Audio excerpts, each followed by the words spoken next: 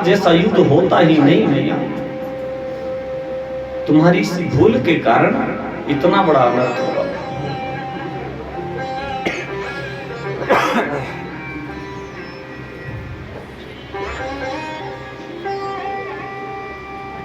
शाप दे दिया अपनी माता को कि जाओ, आज के बाद कोई भी नारी कोई भी रहस्य अपने अंदर तक अधिक देर तक नहीं रख सकेगी।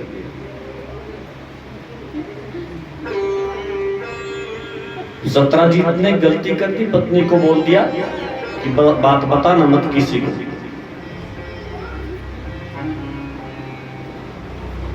अब देवर जी मिले नहीं तो माताओं का स्वभाव होता है ना, मंदिर जाती है तो आपस में बातें करती है, पूजा भी चल रही है, ओम नमः शिवाय ओम नमः शिवाय। और कैसी है बहन? ओम नमः शिवाय ओम नमः शिवाय।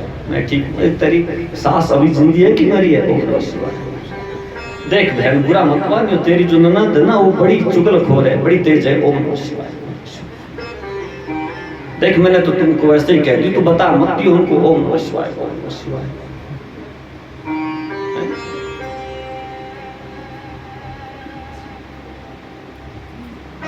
पूजा भी चल रही है और अपना मिनी सत्संग भी चल रहा होता है। मंदिर में गई पूजा करने, दूसरी सखी बोली अरे बहन क्या बात है, आजकल तो बड़ी उदास रहती है, बात नहीं कर रही। तो कहती है नहीं नहीं नहीं कोई बात कुछ नहीं। अरे लो देख लो, हमसे छुपा रही, हमसे तू ये बात हमसे छुपा रही है। बचपन की सहेली है, सहेली हो ना तेरी, मुझसे छुपा रही। अब देख बहन, तू अब बताने से व्यक्ति का बोझ हल्का हो जाता है ना। क्या बात है बोल। माताओं के पास अच्छा तरीका होता है बात को निकालने का। अब उदास बैठी है जो पूजा कर रही वो भी बताएगी। देख सहेली, तू मेरी बचपन की सहेली है, इसलिए तुझ पे बड़ा विश्वास करती हूँ मैं। तू तुझसे कह रही हूँ, मैं किसी को बताई नहीं है बात, कहीं बता मत देना तू किसी को। ना ना मेरा तो स्वभाव ही नहीं है, आज तक मैंने तुम्हारी कोई बात बताई है क्या किसी को?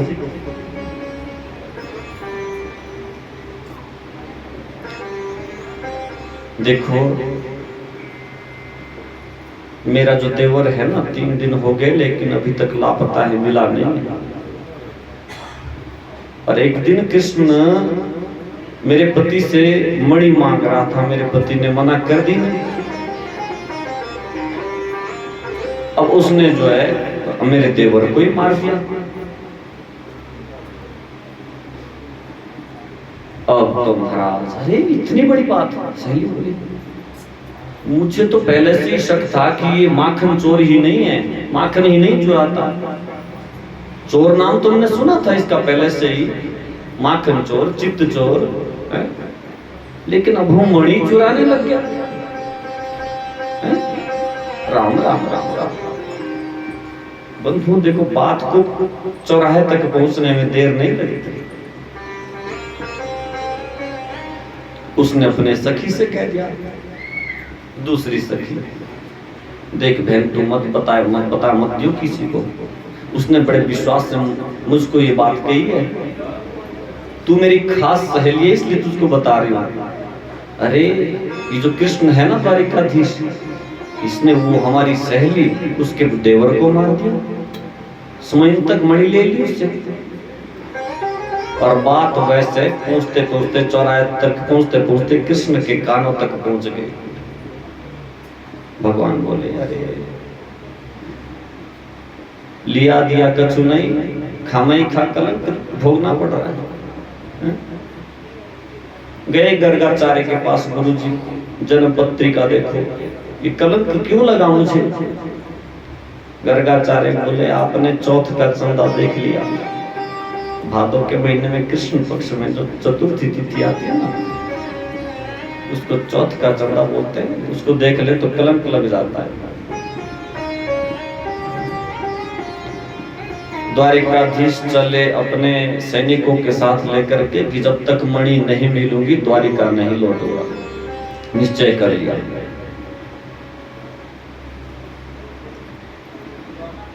और जाकर के जिधर से प्रसन्न गया था उस रास्ते से चलते चलते रास्ते में शेर मिल गया मरा हुआ, लेकिन मणि तो उसके पास थी नहीं। अब शेर मरा पड़ा था, वहां से आगे भालू के पैरों के निशान मिल गए। तो मेरे गोविंद वही फिंगरप्रिंट जजमेंट करके आगे बढ़े, भालू के पंजों के निशान देखे, उसी रास्ते में चल दिए और जाकर के जहां जामुन की गुफा है वहां पहुंच गए। सैनिकों से कहा तुम बाहर खड़े रहना, मैं जाता हूं अंदर,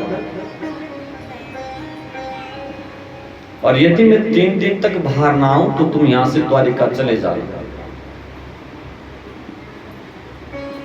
तुम निश्चय कर लेना कि अवश्य कोई इसके अंदर बहुत बड़ा कोई दैत्य है, मुझे मरा समझ लीजिए बस। अंदर गए, बहुत बड़ी गुफा है, तो अंदर एक सुंदर कन्या को देख लिया, जामवंत की बेटी जामवती, जिसके पास वो मणि है, उससे खेल रही है।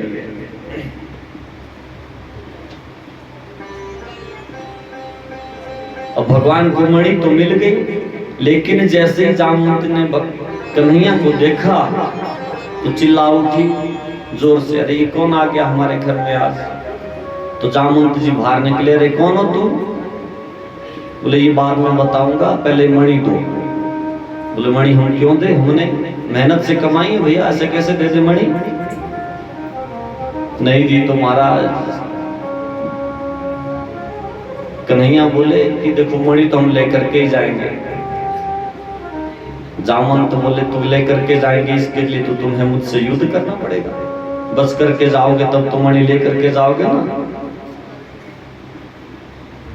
भयंकर युद्ध हो गया जामवंत और गोविंद के बीच में।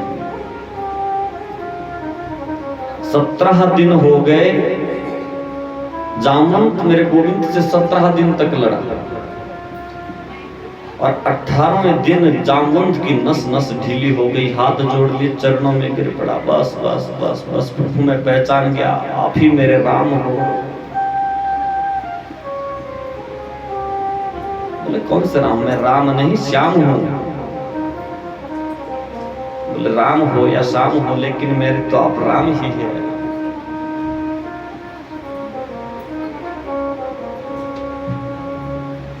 प्रश्न हुआ कि जामवंत से भगवान ने युद्ध क्यों किया? जामवंत तो भगवान का परम भक्त है कि नहीं? फिर युद्ध क्यों किया?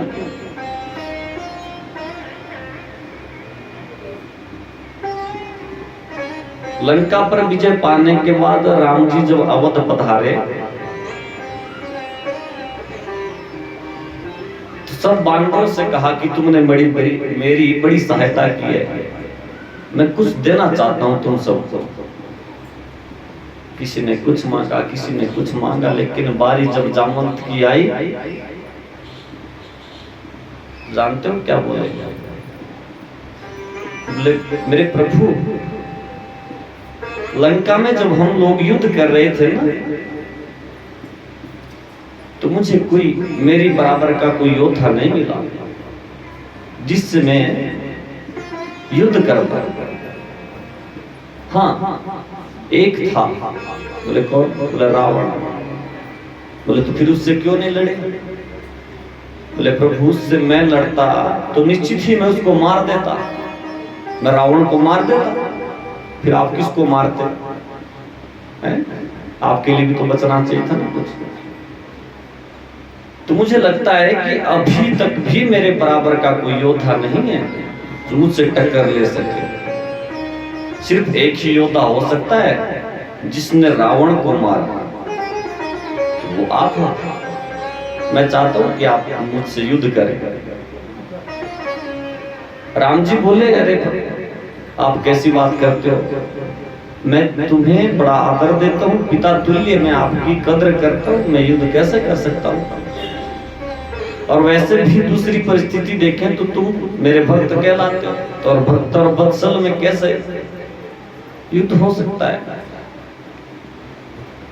जामवंत बोले कि मुझे जो मांगना था मैंने तो मांग लिया, अब तुम जानो, लेने देने की तुम्हारी बारी। भगवान बोले मैं तुम्हारा मनोरथ अवश्य पूर्ण करूंगा द्वापर युग में। और आज जामवंत से मेरे प्रभु ने जब युद्ध किया तो जामवंत पहचान के यही मेरे राम है।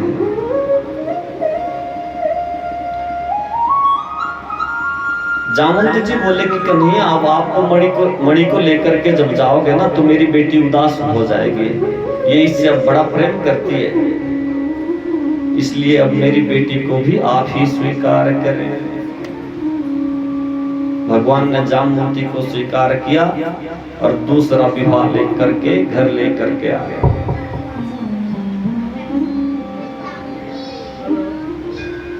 और मणि सत्राजित को लौटा दिया। अब सत्राजित बड़ा लज्जित हुआ कि खाम ने प्रभु को कलंक लगा दिया, न जाने कैसी कैसी बातें उन्हें इनके बारे में कही।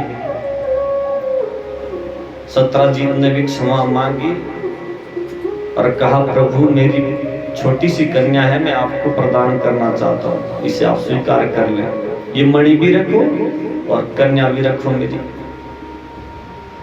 गोविंद बोले मैं कन्या को स्वीकार कर सकता हूँ, ये मणि तुम ही रखो। ये मणि तो भैया बड़ी भयंकर है, तो बिना बात के कलंक लगा सकती है, मेरे पास रहेगी तो न जाने क्या करेगी। बस तुमको एक सजा है, जितना मणि से सोना निकलेगा वो तुम मेरे राज्य में पहुंचा दो। ठीक है।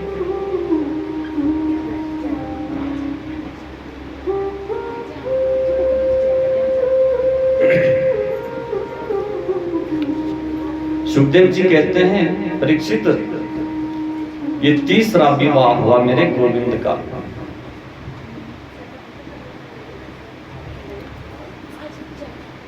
अर्जुन ने, अब देखो भगवान कृष्ण और अर्जुन जा रहे थे,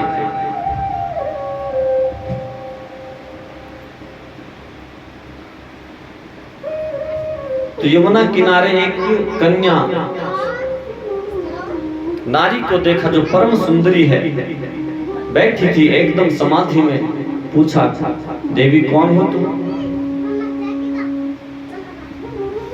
उस स्त्री ने कहा मैं सूर्य की पुत्री और यमराज की बहन हूं,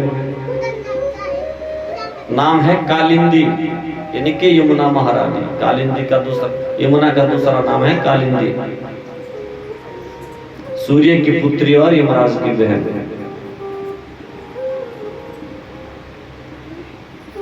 बोले मैं श्री कृष्ण को पति रूप में वर्ण करने के लिए बैठी हूं। अर्जुन ने यमुना का हाथ पकड़ा और कृष्ण के हाथ में थमा दिया और मंत्र पढ़ करके कृष्ण को सौंप दिया। इस प्रकार कालिंदी से भगवान का चौथा विवाह हुआ।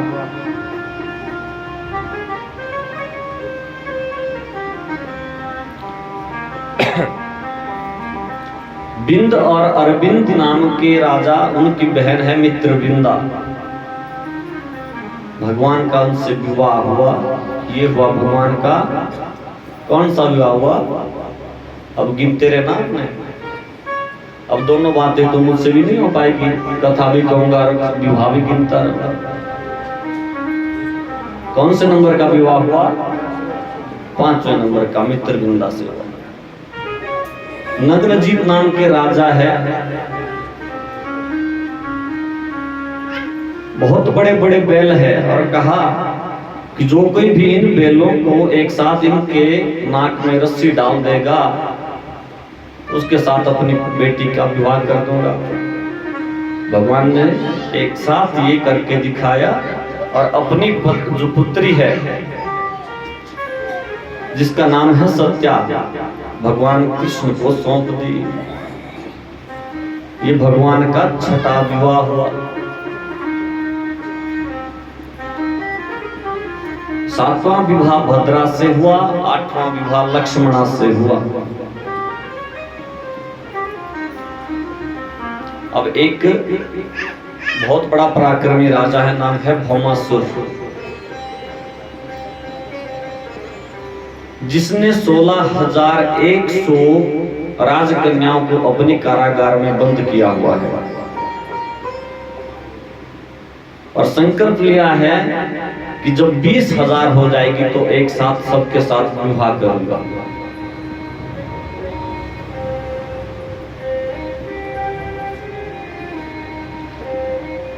मेरे गोविंद को दूतों ने खबर की कि महाराज इतना दुष्ट राजा है, आप इसको कब मारोगे, ऐसे ऐसे अत्याचार करता है।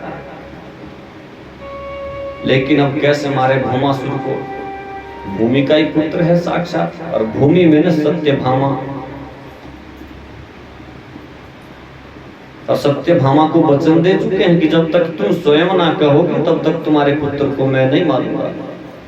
आज मेरे गोविंद सत्यभामा को साथ लेकर के चले भौमासुर से लड़ने के लिए, और लड़ते गए जब बस क्रीड़ा मात्र करते गए, भौमासुर के प्रहार का बचाव करते रहे। रुक्मिणी सत्यभामा बोली, मेरे प्रभु आप इस दुष्ट को मार क्यों नहीं देते, कब से आपने इसको जीवित रखा है? द्वारकाधीश बोली, यही तो मैं चाहता था। तुरंत भगवान ने सुदर्शन चक्र से भौमासुर का वध कर दिया, और जो उसके कारागार में 16,100 राजकुमारियां कैद थी उनको छुड़ा दिया। लेकिन एक और समस्या महाराज, कारागार से मुक्त तो कर दिया इन राजकुमारियों को, लेकिन अब इनको कौन अपनाएगा समाज में?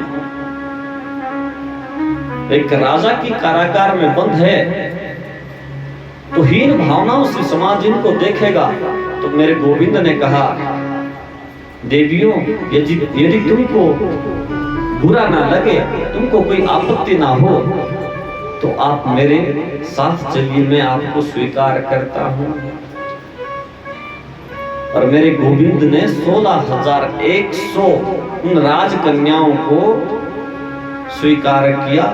इस प्रकार भगवान के 16,108 विवाह हुए।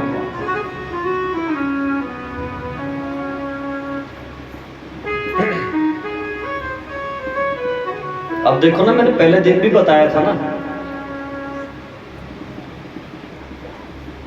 कि ये 3 कांड है ना जो वेद के, ज्ञान कांड, उपासना कांड और कर्म कांड। इसमें उपासना कांड के जो 16,000 मंत्र हैं वही ये 16,000 राजकन्याएं हैं जो गोप गोपी बन करके, राजकन्याएं बन करके आई।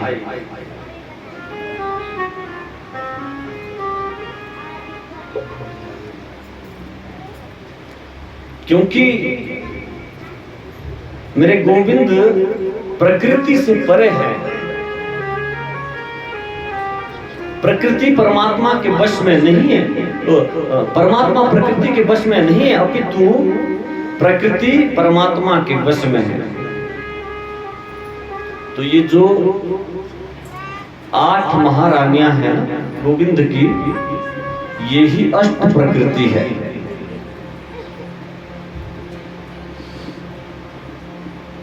अब देखो, विवाह के 20 वर्ष हो गए हैं और रुक्मिणी के 4-5 पुत्र भी हैं। मेरे गोविंद को लगा कि रुक्मिणी के चेहरे पर कभी मैंने क्रोध नहीं देखा, हमेशा मुस्कुराती रहती है जब देखो।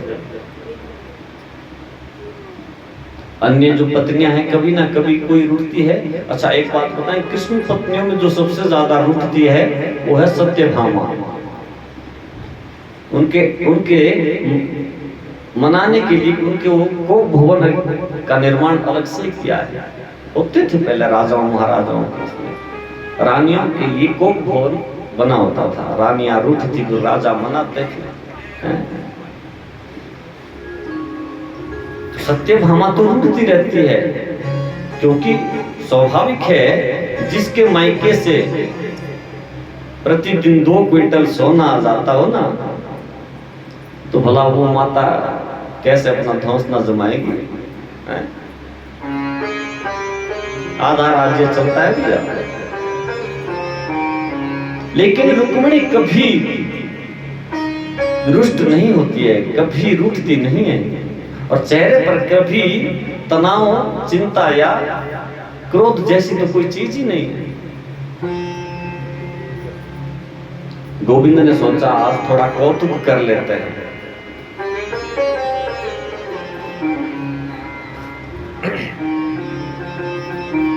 और अपने रूठने जैसा चेहरा बना दिया। लीला करने में तो नंबर 1 है ना मेरे गोविंद। रुक्मिणी बोली, प्रभु क्या बात है, क्यों उदास है? लगता है आज परेशान है कुछ? नहीं, कुछ नहीं।